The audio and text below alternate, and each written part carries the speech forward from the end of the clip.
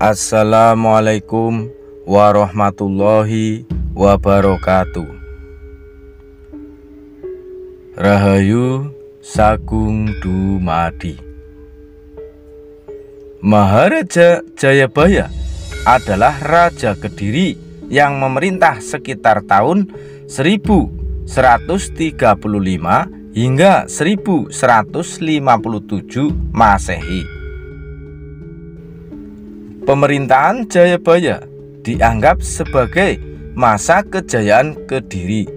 Peninggalan sejarah berupa prasasti Hantang tahun 1135 Masehi, prasasti Talan tahun 1136 Masehi, dan prasasti Jepun tahun 1144 Masehi, serta Kakawin Baratayuda tahun 1157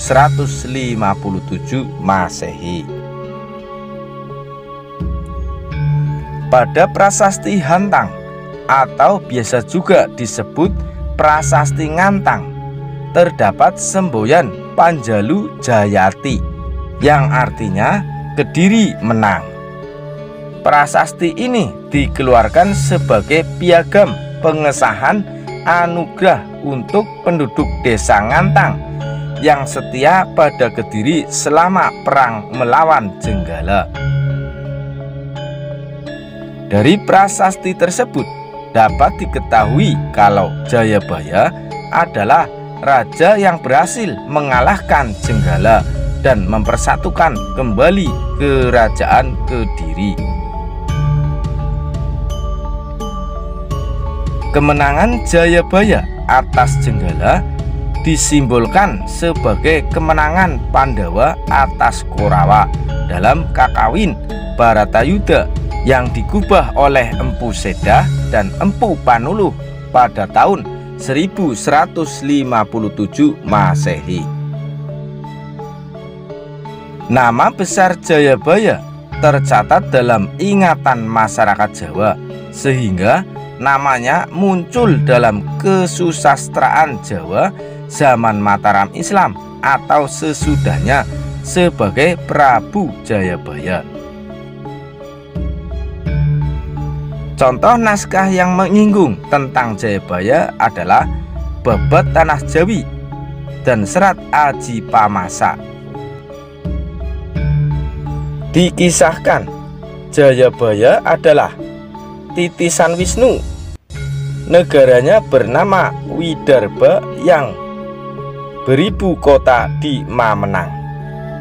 Ayahnya bernama Gendrayana, putra Yudayana, putra Parikesit, putra Abimanyu, putra Arjuna dari keluarga Pandawa. Permaisuri Jayabaya bernama Dewi Sara. Lahir darinya Jaya Mijaya, Dewi Pramesti, Dewi Pramuni, dan Dewi Sasanti. Jaya Mijaya menurunkan raja-raja tanah Jawa bahkan sampai Majapahit dan Mataram Islam. Sedangkan Pramesti menikah dengan Astradharma, Raja Yawastina, melahirkan Anglingdarma, Raja Malwapati. Ia dikenal sebagai raja bijaksana yang memerintah secara adil dan rakyatnya menjadi makmur. Di bawah kekuasaannya, wilayah kekuasaan Kediri mencapai seluruh pulau Jawa, sebagian Sumatera, pantai Kalimantan, dan kerajaan Ternate. Karena wilayahnya begitu luas, bisa dipastikan bahwa armada laut yang dimiliki juga sangat kuat. Bahkan nama kerajaan Kediri terkenal hingga ke Cina. Dibuktikan dengan tulisan saudagar bernama Ko Kufei yang memaparkan tentang karakteristik masyarakat di Kediri.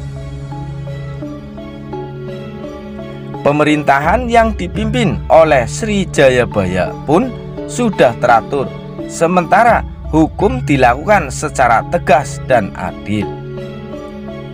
Nama Sri Jayabaya kemudian diabadikan dalam kitab Bratayuda karangan Empu Tantular dan Empu Panuluh. Banyak sekali ramalan yang dituliskan dalam ramalan Jayabaya atau sering disebut Jangka Jayabaya. Berikut ini beberapa ramalannya tentang keadaan Nusantara yang dipercaya telah terjadi atau akan terjadi di masa mendatang. Akan datang suatu masa yang penuh dengan bencana seperti gunung meletus, gempa bumi, laut dan sungai meluap, tsunami atau banjir. Datangnya bangsa berkulit pucat yang dapat membunuh dari jauh, dan bangsa kulit kuning dari utara.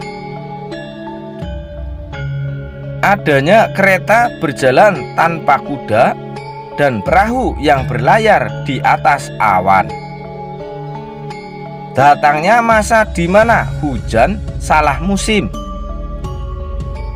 Akan muncul Satria Piningit, sosok yang dapat memutus semua kebatilan dan kehancuran di dunia. Jayabaya diceritakan turun tahta ketika usianya sudah sangat tua. Ia kemudian moksa, melepaskan diri dari ikatan duniawi di Desa Menang, Kabupaten Kediri. Tempat petilasannya tersebut dikeramatkan dan sampai sekarang masih dikunjungi oleh masyarakat.